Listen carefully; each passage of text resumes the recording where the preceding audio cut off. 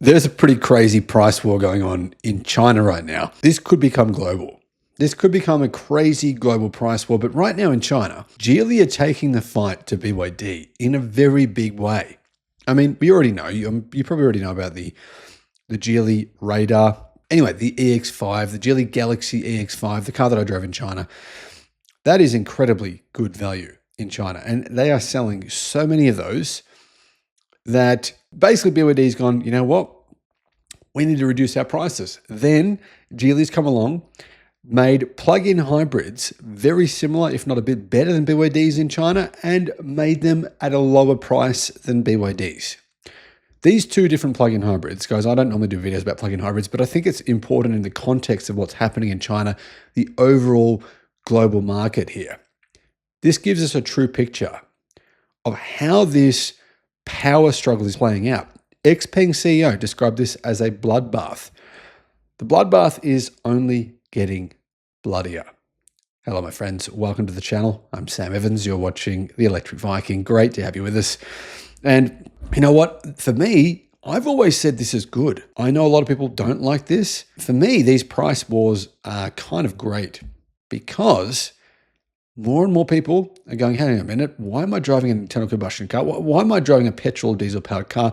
I can get a really good plug-in hybrid, or even better, I can get a really good electric car.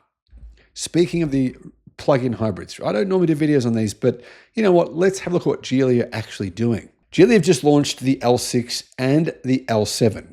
They're basically the same vehicle, but one's a sedan and the other one is an SUV. And the price of them is, I think, shocking a lot of people. I really think the price, if you saw one of these cars and you said, that only costs $11,000 US, I mean, $11,330 US for this sedan. It really does make the BYD Seagull look expensive. The Seagull is, half the size of this car, and it's about $2,000 cheaper. I still don't know how Geely are able to do this, but it's great for customers. Geely launched the Galaxy L6 EMI plug-in hybrid sedan in China with a starting price of $11,300 US. That's what, about 16 or 17,000 Australian dollars. It has a length of 4,782 millimeters. It's slightly, just a tiny bit bigger than a Tesla Model 3, to give you some context. It has a 2.0 plug-in hybrid powertrain with a 1.5 litre internal combustion engine and an electric motor for a total of 160 kilowatt. Now that's just the electric motor, 160 kilowatt, 215 horsepower. The petrol motor is an 82 kilowatt, 110 horsepower motor. So combined power is obviously going to be well over 200 kilowatt, or well over, probably around about 300 horsepower in total. So the price just seems remarkable, doesn't it? I mean, how is it possible they can sell a vehicle like this for this price? Now, according to Car News China, including a discount that Geely has been offering, it's actually $10,920. And this is not an ugly car. I mean, this is a good looking car. Look at the interior. The interior looks good. The exterior looks good. $11,000. You can't tell me you wouldn't seriously consider something like this. Now, I prefer the SUV version of this, but anyhow, here are the actual details. It uses what's called Geely's Lytion 2.0 Nord-Thor powertrain. There is a 1.5 litre naturally aspirated engine combined with that 160 kilowatt, 214 horsepower electric motor. Now, I'm not a proponent of plug-in hybrids, but I know that some people want them. And I know that people in China are buying them. Not everyone, of course. More EVs are bought than plug-in hybrids. But this is showing you the price war and the kind of ridiculous prices you can get vehicles for now in China. The EMI has two lithium iron phosphate battery options made by S-Volt. There is an 8.5 kilowatt hour battery for 60 kilometers of electric range in the base model, and a 19.1 kilowatt hour battery for 140 kilometers of EV range in the higher spec model.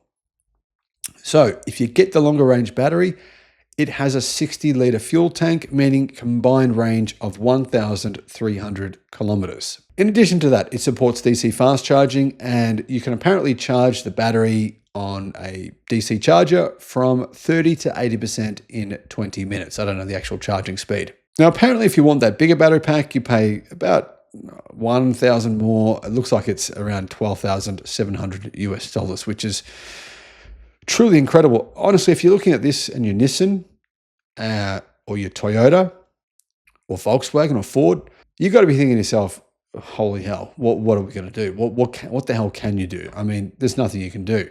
Now, looking at the actual SUV version of this, it's called the L7. Has very similar specs, but it starts at 16,000 US dollars for that SUV body. It's actually a pretty decent size vehicle as well. Now, it's positioned as a competitor to BYD's Chin L DMI. I actually think this looks a little nicer than the BYD Chin L DMI. So considering the prices are similar, this seems like really good value. It's around 4.7 meters long, 1,900 millimeters wide, and 1,685 millimeters high. The BYD is actually a very, very similar size. Now, both of them have lithium iron phosphate batteries, and I believe this has the Geely short blade battery. And with an 18.7 kilowatt hour battery pack that it comes standard with, it gives it 115 kilometers of CLTC range. So probably about 80 kilometers of WLTP range. I think that the media's framing of this price war in China is probably not really accurate. If you think about it, Tesla's EVs are actually quite expensive in China in comparison to their rivals. Pretty much all of Tesla's rivals are cheaper than what Tesla's vehicles are. So really, the price war that's going on in China, it's more between Chinese companies, and they are doing one good thing. They're getting rid of internal combustion. This price war is driving down the price of electric cars, driving down the price of plug-in hybrids. It's good for consumers. It's going to be challenging for car companies. I mean, we're going to see more bankruptcies over the next few years. That's almost certain.